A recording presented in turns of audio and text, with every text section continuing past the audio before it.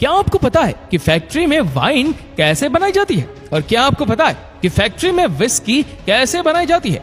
अगर नहीं तो चलिए आज की वीडियो में हम आपको बताते हैं।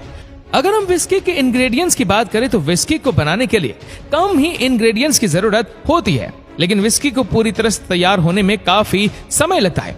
विस्की के जो सबसे खास इंग्रेडिएंट्स होते हैं वो बैरली यानी कि जो सबसे पहले जो को एक बड़े से टैंक में पानी की हेल्प से बॉईल किया जाता है। फिर उस पानी को ठंडा होने के बाद उसे वापस से फिर से उबाला जाता है। इस प्रोसेस को कई बार किया जाता है।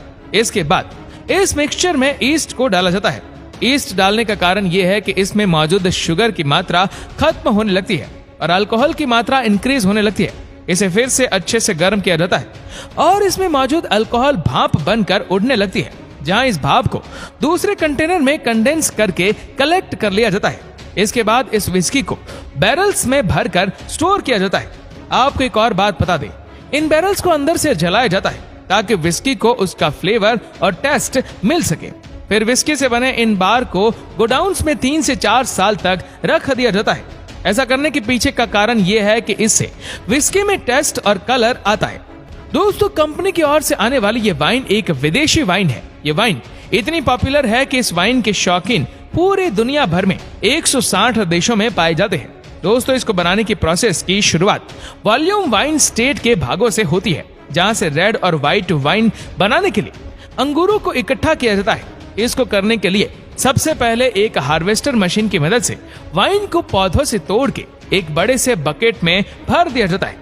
इसके बाद इन सभी अंगूरों को एक जूसिंग मशीन में डाल दिया जाता है। जूसिंग मशीन सारे अंगूरों का जूस निकालकर फॉर्मेटिंग कंपार्टमेंट में रखे स्टील टैंक में भर देती है।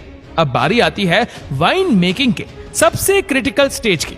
इस स्टेज को सबसे क्रिटिकल इसलिए कहा जाता है क्योंकि यही स्टेज डिसाइड करता है कि वाइन की क्वालिटी कैसी होगी। सबसे पहले इन बड़े टैंकरों में रखे ग्रेप्स जूस में ईस्ट मिलाया जाता है। ऐसा इसलिए करते हैं क्योंकि ये ग्रेप जूस में स्टार्टर्स की मात्रा को कम करती है। अब अगले 3 हफ्ते तक इस चीज को एक टैंकर में अच्छे से पैक करके सील कर दिया जाता है। हीट की वजह से जूस फर्मेंट हो जाता है। इस फर्मेंटेशन प्रोसेस के बाद इस चीज को इस टैंकर से निकाल के बाहर एक दूसरे टैंकर में रखा जाता है, जहां इसका इंस्पेक्शन किया जाता है। दोस्तों, एक वाइन में जितना ही ज्यादा शुगर लेवल होगा उतना ही इसमें कम अल्कोहल की मात्रा होगी, लेकिन एक अच्छी वाइन बनाने के लिए इन दोनों के लेवल का बैलेंस होना बहुत जरूरी है। इंस्पेक्शन के पूरा हो जाने के बाद इस वाइन को कुछ महीनों तक मैच्योर किया जाता है। इसके बाद इसे इन चमचमाती बोतलों में भरकर कोक लगा दिया जाता है। फाइनली ये वाइन बाजार में बिकने के लिए तैयार है।